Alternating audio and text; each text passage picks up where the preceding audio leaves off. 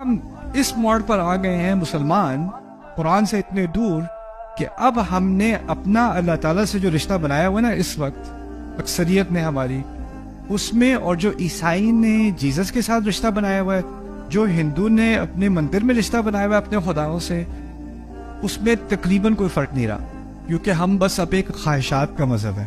اللہ تعالیٰ میری خواہش پوری نہیں کر رہا، میری مشکلیں آسان نہیں کر رہا، میں تو اتنی نمازیں پڑھ رہا ہوں، میں تو اتنی نمازیں پڑھ رہی ہوں، میں نے تو عمرہ بھی کیا تھا، میں نے تو فلانے روزے نفلی روزے بھی رکھے تھے، میں نے تو صدقہ بھی دیا تھا، پھر بھی کوئی بات نہیں مان رہا۔ اس سارے میں کیا ہے؟ اصل بنیاد کیا ہو گئی ہے؟ کسی نہ کسی طرح میری خواہشات پوری ہو جائیں۔ فاتحہ کا مقصد خواہشات نہیں ہے، فاتحہ کا مقصد ہے مقصد، انسان کی زندگی میں مقصد ڈالنا۔ ایک دفعہ مقصد آ جائے نا تو اب وہ مدد کس چیز میں مانگے گا؟ یا اللہ جس مقصد کے لیے مجھے بنایا ہے نا، اس مقصد کو پورا کرنے میں بھی مجھے آپ کی کیا چاہیے؟